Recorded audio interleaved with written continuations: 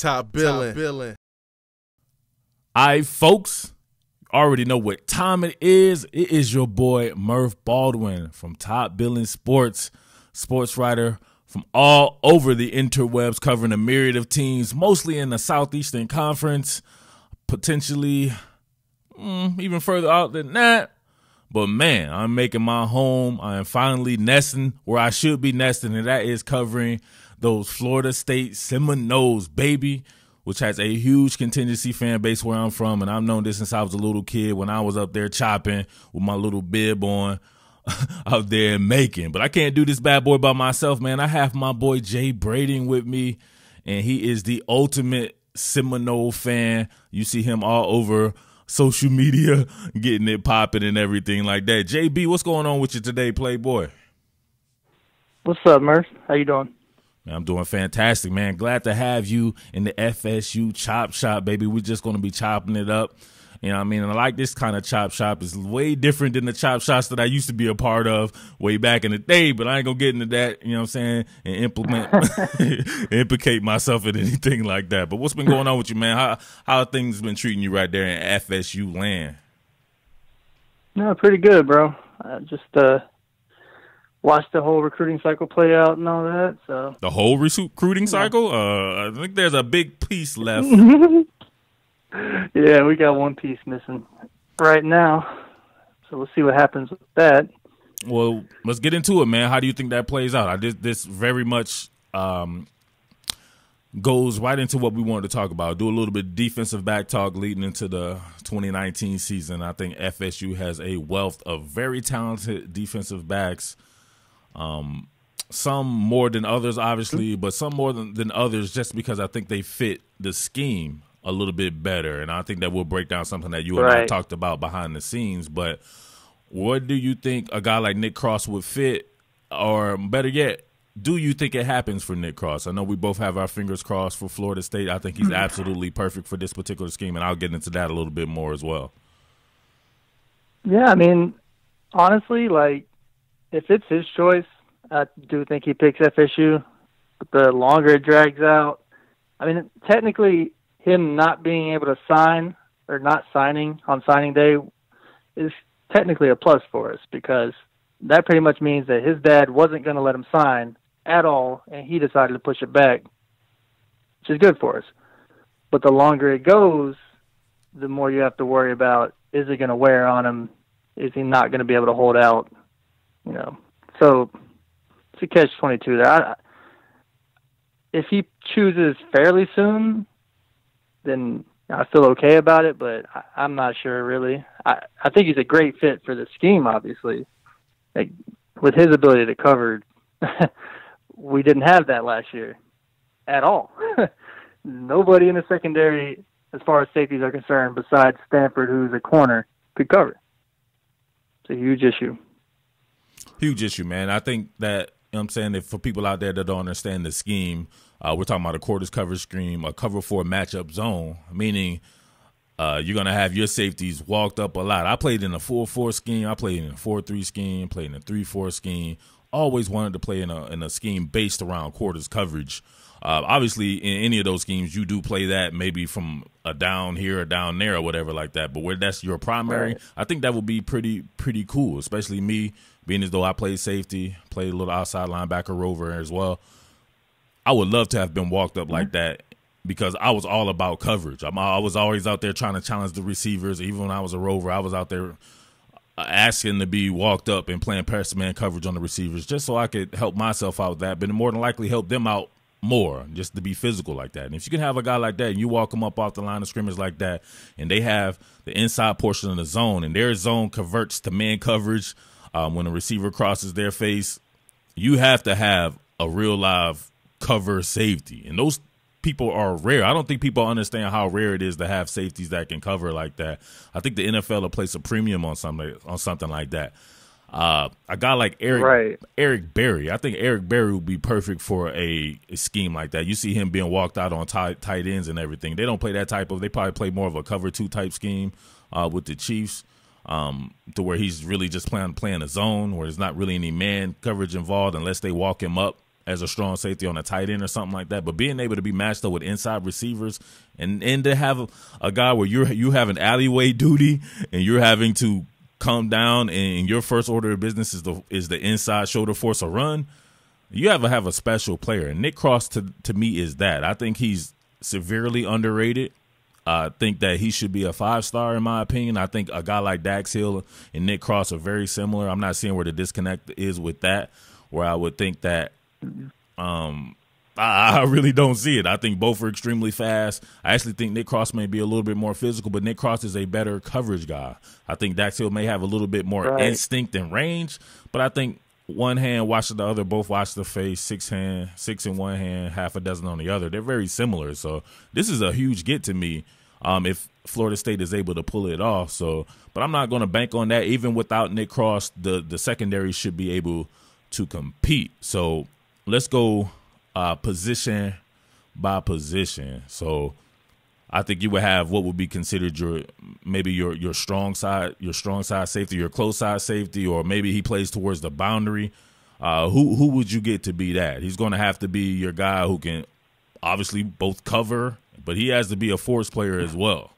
So I see what they did last year with my man Hamza, but I don't think that's his strength. His strength is moving forward, not necessarily moving backward. And you got this guy in man coverage. I think he's an extreme liability. And I hate to say that because I like that kid a lot. Dude, Hamza in the old defense, I loved him there, but in this defense, I'm just not sure he can do it. Like, I actually am under the impression from what I saw last year that I would prefer Hamza in the position that Woodby was in this year. And would be at that spot in the secondary because he's a better coverage guy. You're talking dirty to me, man. You're talking like defensive back dirty to me. There you go, right there. I think that one little tweak could mean the world of difference in a defense like that. You flip those two guys. You put Hamza at more like Hamza more at like a star position. You're pretty much your nickel Sam is what they would call that, nickel linebacker spot. Which to me he looks more like and everything like that. And you move Jaden Woodby back off the ball and have him be your alleyway player who can cover like that. Come on, man. You don't like that, bro? Yeah, it makes all the sense in the world to me. I'm just not sure why that wasn't. Why do you think we did last year? Why do you think they did that? What would be the reasoning behind that? I just don't understand that. I'm thinking just because they saw the way Woodby is as a player. That he can be physical, that he can cover, and they didn't have any linebackers like that. And they thought he would be very valuable there, which he was valuable there. I mean, he was our probably best linebacker. Maybe, D-Jax might have been, kind of two different assignments. But I still don't understand, like, with how our safety's covered, I don't understand why that wasn't what we did, to be honest with you, because it made more sense to me because I thought Hamza could do the job. That linebacker position, I thought he could have done. I thought he was a better fit there in this defense. I think that you're on the money there. If you're talking about having a coverage linebacker, how Woodby's not going to be able to cover that much. I mean, your duties there are going to be more like a shallow coverage. Not necessarily going down the field. Right.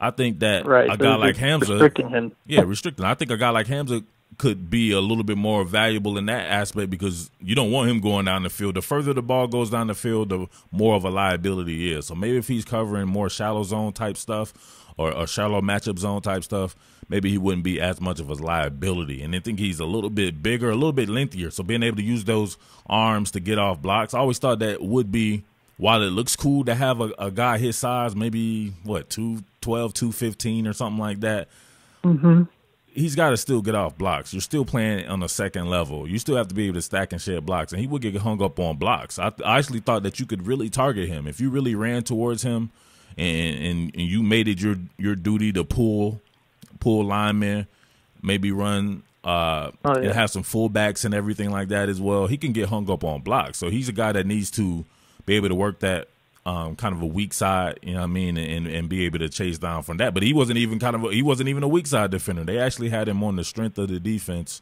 Yeah. So I don't know. That's a lot of this kind of where our linebacker position was at, though. But did it really have to be? Yeah. Did it really have to be? I don't know. We'll get to linebackers another spot. Yeah. We'll say that for another day there. So let's talk about it later. Yeah, we'll concentrate on the DBs right now. So if not Hamza, then who at that particular position? If not Woodby or Hamza. No, I'm thinking at that. Yeah, so you're trying to say Woodby. So, but if they don't make that, yeah, that's my guy. But dude, man, I don't know. I would think that to me that was so easy. It's just so easy to look at it and decipher that to me they would have already made that. Do you think they're in the second year they'll make those guys relearn positions? I'm not sure. I would, but that's I don't just know. who I want. That's how I want to see it play out because that's where I think they're better at. Me too. I'm right there with you. Position. I'm right there with you. But if not them, if they don't see it that way, and if they want to keep Woodby where he's at, is there anybody else who can man that if Nick Cross doesn't come? Yes, I was gonna say if Nick's not coming, SOL. That are going to be ready this year. Oof. Probably have to be Hamza. Damn. That's the problem we had last year. Yeah. That's really the problem we had last year. Like we're better this year because even if we don't get Nick, because Nick could have probably done both fine, both safety positions fine. Mm-hmm. If Hamza wasn't going to move back, he could have taken that role and been fine. He's physical enough. Like Brendan Gant can, I like him I like his length. I like his coverage ability. Yes. I just don't know. He's going to need to add some weight. See, I like that for guy. Me to be comfortable with him starting all the time. See, I'm glad you brought him up. He's another guy that I think is underrated. He's another coverage safety. If you go to some of these camps that I was at, and I've been fortunate to be around these guys at some of these regional camps, both of those guys can cover. You know what I mean? Brendan Gant's very good in coverage as well. And I'm talking about man coverage one-on-one with no help in a camp setting. That's very tough. If anybody's ever been in that situation, that is actually tough. And my man Brendan Gant always held his own in that particular fashion. So I thought that it was brilliant to be able to find two cover safeties for a cover four scheme like that. And something we lacked desperately last year. Desperately. And I was hoping that come to fruition, but at the very least you do have Gant. But I don't see him should be on a strong side of someone's defense at this particular point, just because of what you said. Not big enough. He has the length, and he's not as small as I think that you're making him out to be. You were telling me one time he was almost like he was Ethiopian or something like that. He was a Somalian cat out there starving with it. No, he's not. He's not that small. It's just, I'd like to see. He's pretty physical for his size, but I wouldn't count against him, man. He's really talented, so. All right, what about let's move on. Trying to minimize the amount of freshmen we start. And it's funny, though. I think it's FSU, and you usually have high-level coaching. And to me, freshmen at some of these other schools that I cover, freshmen come in and make an extreme impact because they're surrounded by great veteran leadership. And I do think there's some decent leadership on FSU, maybe not the type of leadership that you will normally find at what I consider it should be the mecca of college football at Florida State. But I'm not afraid of freshmen if they're extremely talented like some of these guys are. But what about a guy like Carlos Becker, man? Does he ever get out of the injury tent? I always thought that cat was mad talented. No, that's actually it. Like, whenever I saw him at the recruit, and you look at his tape and the way he moves and his length, he looked just like Jalen Ramsey on tape to me. Like, the range he had. I'm not going to say he's Jalen Ramsey. I'm just I get what his you're saying. tape. If you go back and watch the range he had on some of the plays he was making, and the way he plays, him in that star position that we used to run. Yeah. The way Jalen Ramsey ran it, more of a defensive back star. he could do it. But as a safety, I actually like him. If that's not the defense we're running, I actually do like him as safety. Just the way we run, the way we actually have to cover with our safeties. I think if he's healthy, I like him there. I also like Travis J there. I'd like him to play corner, but if he has to play safety, all right. So you're going give me the background on Travis J. Give me some Travis J talk, baby. He's a big corner. He's about 6'2", 185, 190 for a corner. That's pretty good size. Yeah, that is pretty good size. Physical, good speed, really good coverage. He's a football player, like the cliche, but the dude, even on offense, he played quarterback. He makes plays. He's a ball hawk in the secondary. If you go watch his tape, I think his freshman or sophomore year, he had like 9 or 10 picks. What? So at safety. He's played corner and safety, but he's phenomenal at safety. He's good at corner. Like, he's really good at corner too. But if you need help in the secondary and you have corners and you need safety help, that guy can play it. Well, I would think that corner would be pretty all right for FSU. So then I could definitely, if that's your case and your man is what you say he is, I could definitely see him at a safety then. But is 185 big enough? Because you were getting on my man Brendan Gannon. I think he's bigger than that. Yeah. No, I mean that's the thing. I mean, if you're playing these freshmen who all need to be, in the weight room a little bit for the most part. If you look at, I'm not going to speak on linebackers, but yeah, most of them are going to need to get in the weight room for the most part, especially if they're going to play safety. Except Nick Cross. I think he corner, comes. You could probably get by. I think Nick Cross comes ready. Good size. What's he, like 220 right now? Nah, I doubt he's 220. I would give him like 205 or something like that. Maybe like 6'1", 205. Is he? What'd you think? He looks pretty thick. He does look thick. I don't know his exact weight, but he looks pretty thick. Yeah. And he's fast too. Like you see how he's running in track. Like, he's really fast. Oh, he's fast. He's special, man. I can see that without having to know his track time. I didn't know his track time or anything like that. Just watching him on games, I was able to watch a couple of games of his, and just really putting the spotlight on him. I was like, man, this kid has some sick speed. And then I found out he was a track athlete. Then I saw the times. I was like, yeah, that pretty much backs it up right there. Some of these guys are fast in track, but they're slow in football. It's because they're slow to react and their instinct levels. Yeah, it's just it's a different thing. You can be fast as hell and look extremely slow, and you can be what people consider not that fast, but play a lot faster than you might time. So I think he's. Yeah, go look at Dalvin Cook for that. Yeah, what a 4.5. That football speed is ridiculous when you watch him. That blew my mind. He looked every bit of 4.4 something like that. Yeah, he is blazing on the football field, but 4.5, oh, yeah, he's not that fast. Okay, go watch him when he plays. Even with the Vikings, the dude is fast. Extremely fast. Acceleration is crazy. Yep. So different. All right. So working with Becker, then beyond that, man, see, you're scaring me there. You're scaring me there. Everything might have to be status quo. Yeah, everything might have to be like it was before, which is kind of scary to me. Yeah, I mean, A.J. Westbrook graduated. That's what I'm saying. So you're looking at the guys who are returning from last year that, were healthy. You're looking at Fagan and Hamza. All right, there you go. Cyrus Fagan. Yeah. Go ahead. Yeah, I mean... Man, I thought Cyrus Fagan was talented coming out there. Maybe he lacks the elite athleticism. He looks the part. He's ready for that. He but looked slower this year than he did as a freshman or in high school. I don't know if he was thinking. hurt. He was thinking, bro. I think you're thinking. You think thinking. it was slow reaction time? Because he looked slow on the field. Man, crazy. I think you look slow on the field when you're not sure what you're gonna do. That'll take your speed and diminish it for real. If you don't know what you're doing and you've been put in this scheme right here, I think is harder on safeties than just about any other scheme that you could possibly think of. So you take a guy like that where people would normally say, and I get mad at that, being as though I played the position, they're like, who cares about a safety? That's an irrelevant position and stuff like that.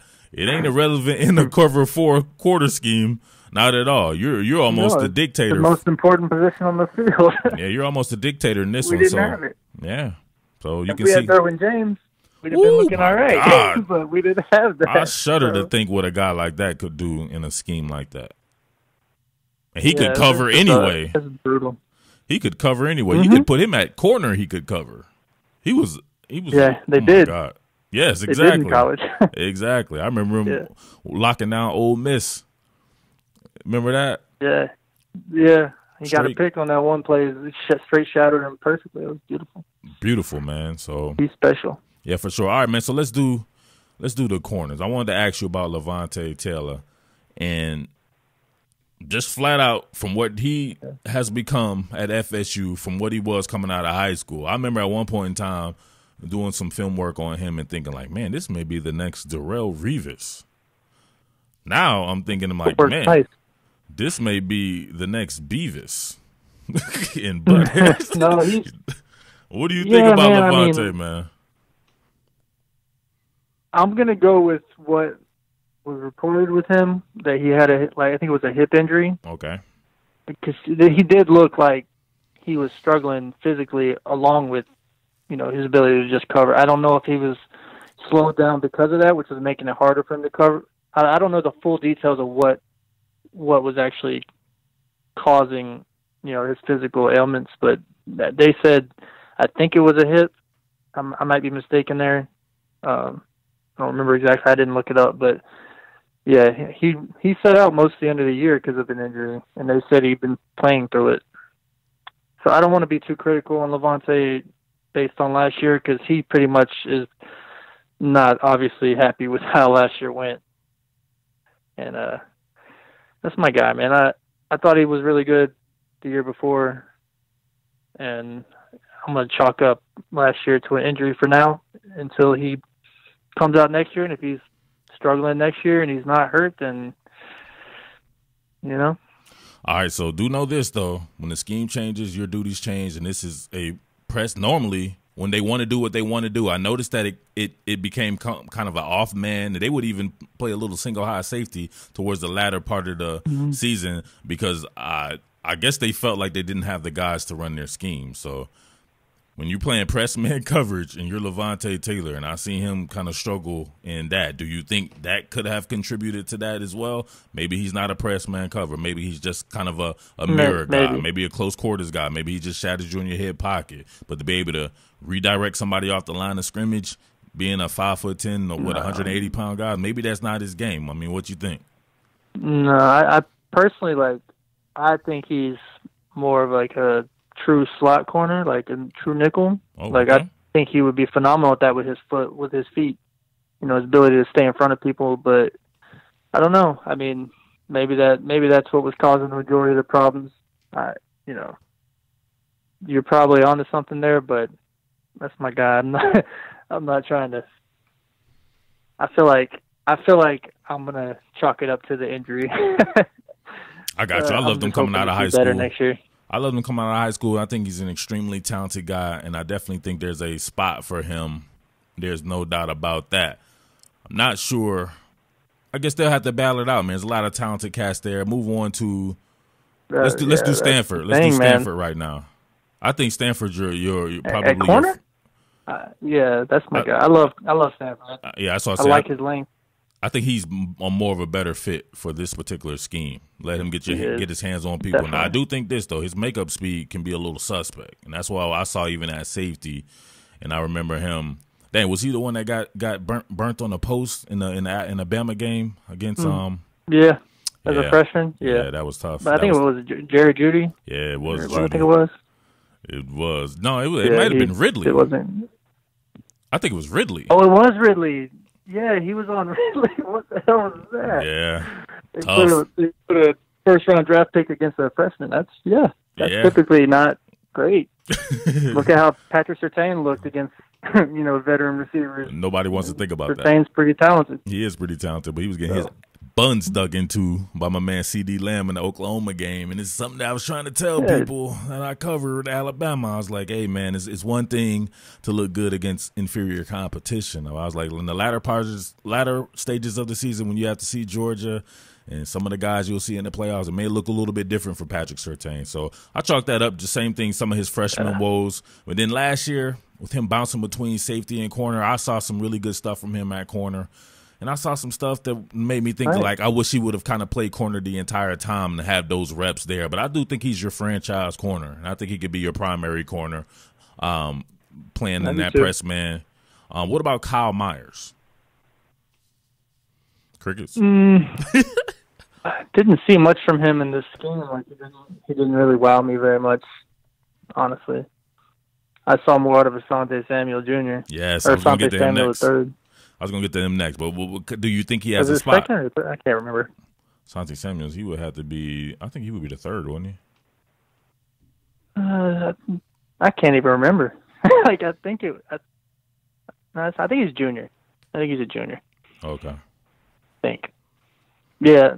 Man, he's got to play more. He was the sharpest corner we had, like, besides Stanford. And they were both the most consistent corners we had. Yeah, you're right. Asante is a junior. He was making plays, like a lot of plays. He gave up some plays, but, you know, he's a freshman. He gave up I think he made a huge play in the Miami game in the end zone, and then they went right back to him. Yeah, that was and he got Lawrence went Cager. over by a 6'5" receiver. Yeah. Who's all the rage right now Cager. For my Georgia people here. He's all the rage. Murf, what do you think about Georgia getting Lawrence Cager? I'm like, yeah, he in his 350 yards. Like, come on, bro, really? I was like, is that where you're at? Like, come on, you're Georgia. You have plenty of Lawrence Cagers already on the team. Why are you excited about this? Yeah, I wouldn't be. I was never impressed by him. He got bullied by Levante last year. He got bullied by Asante for half the game. Yep. He got Levante the year before and Asante this year. That's not. You know, I like those corners, but they're both under 5'10". Easily. You can't get bullied by those guys when you're 6'5". Easily. It's not. I mean, if he was like 6'2", maybe, but 6'5", you got to be winning those fights. Like, consistently. You think Tamori and Terry wouldn't win those kind of battles with his freak ass? Oh, he would. Yeah.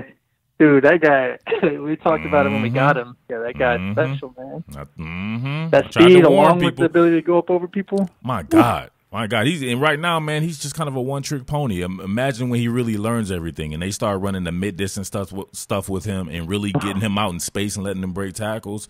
I mean, what do you think he runs if he hit the combine? The dude is fast. I don't know. He's a long guy, though. Speed. Like he looks fast. He smokes people. And he's not beating you by a yard. He has 2 or 3 yards on you easily each time. And most of the catches are uncontested. He can go up over people, but most of his catches are uncontested because nobody can keep up with him. Man, he looks like he might crack a 4.4, bro. Yeah, he does. And what's he, 3.5, 6'4"? Yeah, he's 6'4", man. He's freaky. Extremely, man. Oh my God. That kid's special. That's that kid. That's that kid that'll have a 70s. You know, you play NCAA. That kid, the recruit that'll have like a 76 catch, but like 99 speed and 6'5". That's the kind of guy you recruit. Yeah, I mean, he catches a lot better than that. But you know what I'm saying? Like that's the kind of guys you're looking for when you're trying to find freaks. He's one of them. I don't know how he went so under-recruited, just I guess because of where he's located. Yes, but that's all it was, location. Location. I'm telling you. Location, and a little bit of grades that they were concerned about, but I don't even think he was on anybody's radar until the very end of the cycle, so that's all location. I'm telling you, that's all it was. I'm telling you right now, Georgia's kicking itself right now. That's exactly the type of – that's why you're sweating the Lawrence Cager. Suppose you had Tamori and Terry on your team. Yeah, you don't need that guy. You know what I'm saying? He's 100 times better than Cager, man. Man, I'm going to do a film breakdown. And if you're listening to this on the YouTube, make sure you subscribe. Make sure you check out. I'm going to have a lot of stuff come in for Florida State, no doubt about it, man. I'm going to try to make it rival my Georgia coverage, and I'm going to give it the full gamut, man. Patreon site, podcast, everything like that. So make sure you keep it locked right here, man. I'm going to have my man JB on from time to time as well. JB is a straight monster when it comes to football in general, but it's specifically with his nose, man. So, JB, I appreciate you on this one right here, bad boy. But you out there, make sure you subscribe. And, JB, make sure you get your people on this, man. You're the mouth of the South. I knew the first person I wanted to contact. First person I wanted to contact as soon as I thought about that, it was your ass. I mean, you would talk behind the scenes, man, and I would give you some pertinent information there. When I thought that all of my people, my big brother, Coach Kenyatta Watson, his son was committed to Florida State under Jimbo, obviously. Right. And all of his friends were there. I thought it was about to be the biggest, one of the greatest hauls in FSU history, and that was going to be my foray into Florida State. And I was going to get to meet my boy, Jimbo Fisher, and I still don't give a damn. Do not come up to me saying anything bad about Jimbo Fisher. I can't let you do it. That is my dude since way before FSU. I'm talking about Auburn, LSU days, you know. I'm a guy, I'm heavy into this. This is what I do, you know what I mean? Into schemes and stuff and coaches more than just about anything. And he's coming from that Saban tree. I've known about Jimbo for a long time. I knew he was going to be a superstar in this business. And I was going to get a chance to meet the cat and being able to kick it like that. I actually wanted to write a Jimbo book, like straight up. I wanted that to be one of the first books that I wrote. Was going to be nobody has anything on Jimbo. I thought that would have been absolutely perfect for me, but and man, it is what it is, man. Maybe it could be Taggart. Crickets. Hopefully. Hopefully we can get a book on it. Taggart, and he's that kind of career. And he might be back coaching somewhere like FAU or FIU or something like that. Like, damn. Yeah, I'd wait on that book. See how it plays out. All right, then. I love it, guy. Well, then let's just freestyle a little bit, man. All right, let me hit you with some questions right here. If it doesn't go good for Taggart this season, would you go ahead and 86 his ass and go ahead and look for somebody new? We're talking same kind of year, same kind of recruiting numbers, same kind of season. Like you're talking about like 5-7, 6-6. Man, I think we're talking about just not making a bowl, or anything under 8 or 9 wins is a failure. That's what I was about to say. This is the Mecca, homie. Y'all guys are you don't readjusted the standard. Now it's 7 wins. No, he would be good. I'm not. I'm saying is that what we're talking about? Like that kind of season? 6 wins, 7. 6. All right, let's do it. 6 wins. 7's not acceptable. 7's not acceptable. We'll do 7 wins. 7 wins, a bowl, and subpar recruiting. Which will happen if you do go 7. To me, if you hit 7 wins, the recruiting probably won't look as good as you think. No, that'd be a tough sell for a third year. You're talking about if you're not winning 8 or 9 games next year with that schedule, you're talking probably a class in the same range or maybe a little worse because you're not showing any kind of real, sustainable progress. Yeah, I just can't see him staying another year if that's kind of what we're looking at. Honestly, I've been talking about it a few times on Twitter. I'm like, he's got to get a very obvious, uptick in what we're doing. Like, it's got to be a lot more success than what we had. And hiring Kendall Browse should help, Yeah, I definitely want to get to that. But check this. Check this out. This to me, that's kind of weird though. Even though he is, the pioneer of that style of offense or whatever like that. But you hired Willie Taggart for his offensive acumen and for his recruiting acumen. Right. Already he had and neither one. Oh, neither one of them were good, but he already gave up the play calling and brought someone else in. That to me means you should only get one more year. I mean, you're not even really banking on yourself. I'd have to go out with my shield, homie. I'd be like, you know what? I'm going to have to call these plays because my livelihood is at stake. And I already know what to do. I've had some successful offenses somewhere, but he's already done. It was like half a year, and he was already giving up play calling. Yeah, that's his thing is that he saw too many problems that weren't addressed through, the culture and, the micromanaging type stuff that, if you watched us, we were probably the most penalized team in college football, or definitely the most penalized team in Power 5. Disgusting. Yeah, so there were a lot of issues. There's a lot of issues that, aren't necessarily just the way the offense was running. The team was just undisciplined, and I'm assuming that's going to be the reason he's saying that he's doing this. Maybe he just didn't feel like he could coach that. I don't know, but yeah, you literally hired him for that offense for top recruiting classes and to change the culture, and none of that really happened last year. None of it. The culture maybe minorly changed, but you still have some of those team cancerous type players on the team that, they might be gone now, but Nooney they were still on the team last year. Nooney, 12 wasn't great for the program, in my opinion. Nah, he wasn't. Some players don't like me for that, but I'm just, keep it real. You don't show up for senior day. You have all kinds of issues with, maybe it's BS because your girlfriend's calling the cops. Maybe it's not, real, but it shows up. Like you have a police report that you're getting police called on you and your house searched and all this stuff constantly. It's like, bro, and you're skipping senior day to hang out with the players kicked off the team. Like, that's not a good look. I know you're hurt, but that's not a good look. I don't know. It starts up top, so man. As far as the culture change, I don't think he did a great job with any of it last year. It's got to happen this year. All three. Like, recruiting's got to be top 10. We got to win 8 or 9 games, and that culture has to be getting right. Like, that's got to change. So we're going to have to see a lot of marked improvement, you know. To me, that's what I feel.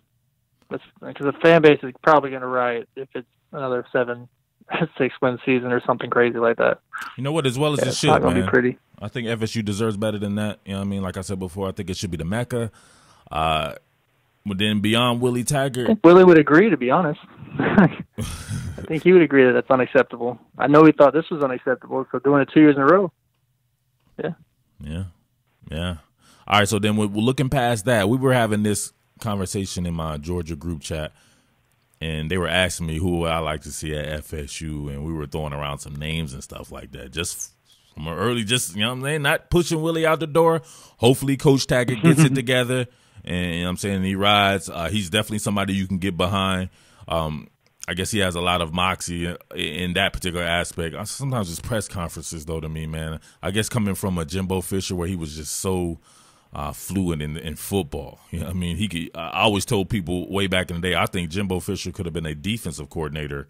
He is that in tune with football in general. You could talk defense with Jimbo for hours straight, and it would be like, damn, am I talking to Todd Grantham or somebody? You know what I mean? Like, he's that talented like that. Yeah, if you watch the Sean McVay type stuff, and you're like, oh, look how much, Jimbo is that same. He just talks a lot faster, but he's doing the same thing. The guy remembers plays he remembers exactly how plays went and exactly what plays were called, and probably the order they were called from games from like 1998 or something, something ridiculous. Like, I don't know how he has the kind of football acumen he does, but he definitely does. I'm happy I'm not. Yeah, I guess I'm happy that he finally realized that he needed to upgrade his offense a little bit. You know, throw in a little bit more wrinkles, because his offense was already really good. But if you could throw in some RPOs and stuff, switch it up a little bit. Man, that's funny. It's gonna make you more lethal. You know what? That's funny you said that. I actually think that Jimbo was one of the pioneers of putting pass tags on the back of run calls. This is something that I observed from him way back at Auburn. I remember being a little kid. And watching this, and I'm like, wow, what was that? I was like, man, the line is run blocking, but they're throwing a ball. I'm for real. I might go back and do a film study on that bad boy and dig up. All I used to do as a kid, man, till this day, I have probably 500 VHS tapes. I would just record football. I record a lot of stuff, but football, college football, NFL football, just in general, and I would watch it over and over, and I would go out and try to emulate some of the stuff that I would see when I would go out and play and everything like that. So that's how I got really big into coaching and stuff like that, as far as coaches and schemes and tactics and stuff like that. So Jimbo was one of the guys that I really like, and I would see some of the stuff that I thought he was a little bit of a pioneer, and he's a little bit of ahead of his time way back in the 90s, you know what I'm saying, with some of the guys that he was working with at Auburn. Well, obviously one of you guys that you guys know a lot, and Damian Craig and all these guys, but like, it's funny to hear people when I would hear from just listening from far away as a fan, as an FSU fan from far away covering other teams or whatever, and everybody's like, oh, Jimbo's offense is stale. They were kind of painting them with like a Les Miles kind of brush, you know, and I love Coach Miles too. But yeah, this is what people would do, and I would be like, well, this doesn't make any sense. Jimbo has a lot of Les Miles in him. He can really do the multi-tight sets. He could work out of the I formation, but he could turn around and work a lot of shotgun stuff. It's a very diverse offense. Yeah, that's what I'm saying. It was extremely multiple. He was multiplistic in his ways and everything like that. So I never got that. But I think you went to the other end of the spectrum with Willie Taggart, to where he does a lot of stuff that I'm like, I don't know. I was like, man, this is very gimmicky, very high school gimmicky type stuff. But if you play ball, you know that as long as you can execute, it doesn't matter what you run. Execution is the name of the game. Yeah, we couldn't execute. We couldn't do that last year anyway. Could not execute. It was bad. It was terrible, but it all starts up front with the offensive line, man, and a lot of that won't change until you get that offensive line together. So there are some guys hitting the transfer portal. There's one guy in Tennessee that I think that FSU needs to look at extremely hard, and Drew Richmond. He was a big-time recruit in this region coming out. You remember Drew Richmond when he was coming? What was the story there? Yeah, what happened there? Oh, you talking about, well, obviously he was going to Ole Miss at first, and he got flipped by Tennessee, but he's still now available as a fifth-year senior, so he didn't live up to his billing, but I still think he would be better than with a lot of the stuff that you have going on there. You need tackles. We need any kind of tackle that can actually be a tackle. Help anything. Anything. Like anybody that can get their hands on somebody and just at least stop them a little. Like just slow them down. Like something, man. Like our guards aren't awful. No, but when your tackles are that bad and they got to overreach and they overextend themselves, and it just creates when one or two pieces of that line don't work, the whole line doesn't work. I don't know if people realize, like, yeah, if you have one or two pieces in there that aren't holding up their end, it makes everything else around it collapse. And yeah, it's nothing worked for us last year. That offensive line couldn't do anything, and we didn't have tackles. Like we had when Josh Ball left. You kind of knew it was going to be a little bit of a struggle because people were like really high on how do you say his name? Jawan Williams. Yep, I think it's Jawan. Yeah, Jawan. They were really high on him coming out, because he was a, top 275 recruit or so. I think he was like 273 or something. They were really high on him. I'm like, he's kind of always been a project. Him and Bello have always been projects, and I haven't heard anything from the coaching staff or anybody around the program that has told me that he looked like he was ready to play. So when people were begging him for him to play, like last year, not the year before, I'm like, I don't hear anything that tells me he should be playing. And what I saw last year, I don't know if it was just confidence or, he's athletic. He's not the strongest guy in the world, but he's athletic, and he couldn't put his hands on people. Like they just were running past him. It's pretty embarrassing, really. Felt bad for him, really. Like looking like that on national television is not a good look. You kind of feel bad for these kids, man. Like they look that bad, and you don't want to talk badly about a kid, but not at all. But listen, it's really bad when you're playing in an offense that's designed to get the ball out of the quarterback's hand real fast, and he can't really even do that because he's already got somebody in his face. What's even worse though, man, it's Florida State. You got to be able to run the ball, man. Florida State's been just traditionally one of the greatest running back outfits since I could remember, man, going way back, man. I love Florida State running backs, man, ever since Work Done and Travis Minor and going back when I was a little kid like that. I love Travis Minor. Travis Minor was the truth, man. I need to get me a Travis Minor jersey, man. He's super underrated. I never hear anybody talk about him anymore. Yeah, he was one of my favorites. He was one of my favorites growing up, too. Man, even Booker. I think I like Booker. That's pretty much where it started to fall off, though. It did, man. But I like Booker because of those chicks he had, man. Remember those chicks that were in the crowd? The Booker chicks or whatever? Whatever happened to the Booker chicks, man? Anybody out there, tell the Booker chicks to holler at me. Oh, my gosh. And that they were, when he kind of, I don't want to say busted, he wasn't bad. You were. But compared to his rating. That's what I'm saying. He was a freaking 99 rating or something like that. He was huge coming out. He was one of the best recruits ever. I think, what was his best year? Like 900 yards. Those guys didn't get 1,000 yards. And from that point on, we didn't have a 1,000-yard rusher until Devontae Freeman. How many years was that? Jesus, that had to be an entire decade. Yep. Yeah, that was like 10 years. So, yeah. So I don't want to call him a bust because he wasn't bad. He just compared to his rating, man, that is a bust. I don't know how else you would. He was pretty much. He was rated pretty much like Cam Akers. He was like the Cam Akers. Yeah, of that. The ACC wasn't as strong then either. So, don't know what to say about it. No doubt, man. But all right, man, let's go ahead and wrap this bad boy up. I appreciate you, JB, my man. Tell everybody where they can follow you at on Twitter, JB. Well, yeah, my handle is True Original, but it's Original, Nole. Play on words. There you go. True Original, my man, JB. You can follow me on Twitter at Murf Baldwin, but I don't do Twitter. I hate Twitter.